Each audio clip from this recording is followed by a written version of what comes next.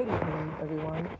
Facebook people, family, whatever you guys call yourselves. Just leaving Good Friday. It's whatever today's date is, April 29th, 2024. And me and my daughter, a friend of hers, and my mother decided that we wanted to go to Good Friday service, which we always want to go to Good Friday service.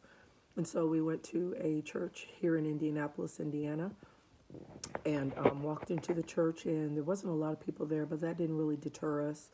But the music was so loud that you could barely stand, like you couldn't hear the praise team over the music because of the music department being so loud, like at a concert, like really, really loud. And, I grew up apostolic and Pentecostal, so we're used to loud music, but not to that magnitude. So it was just deafening. So we decided to leave and go across the street to Zion Tabernacle. Is it Mount Zion? No, it's Zion. Sorry, I don't want to get the wrong name, not Lambert Gates.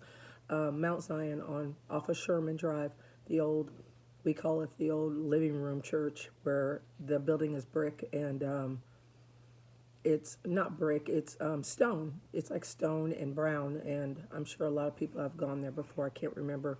I don't even want to mention the pastor's name on there, but everybody knows Zion Tabernacle. It's been around for a long time. Matter of fact, my pastor's father founded that church many, many years ago, and I remember it being built because nothing was ever built that way before.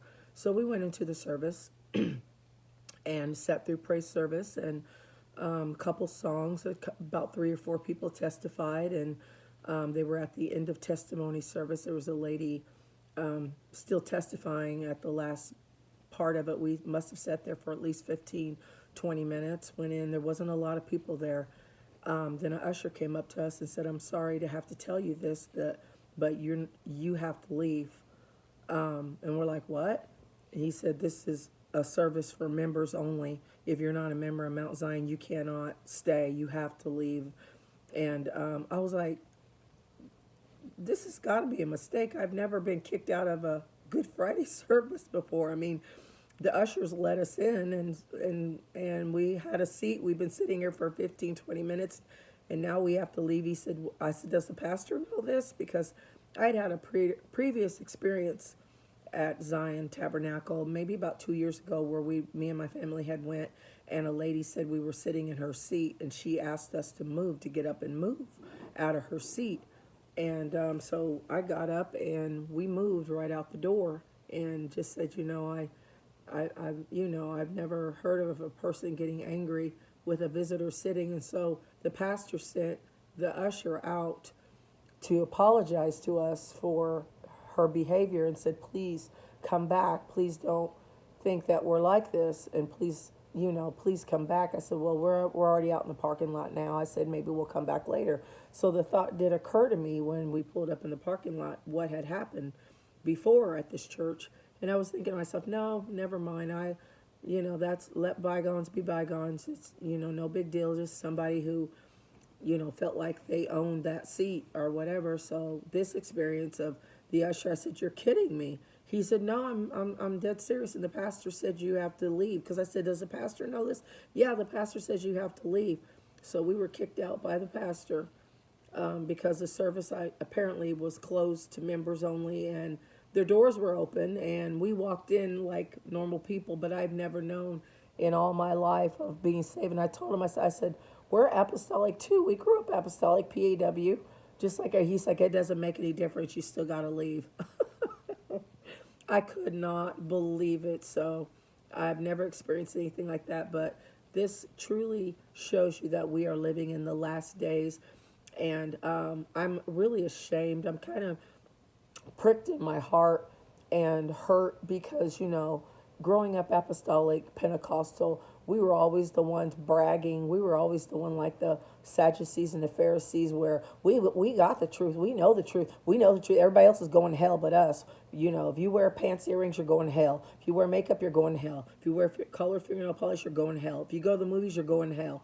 Everybody was going to hell for something, and they're the only ones that had the truth. If you ain't baptized in Jesus' name, you're going to hell. And then all of a sudden, the ones who have the truth, the ones who were supposed to be at the top of the game, the top notch, people that call themselves being at the top of the game and knowing the truth are the ones who kicked me out of a Good Friday service and didn't even have the dignity to let us stay, even though, okay, we didn't know it was a closed service. I mean, if it was a closed service, they should have locked the doors or they should have said on here, members only. You don't let a people come in your church, total strangers come in your church and sit for 20 minutes and kick them out.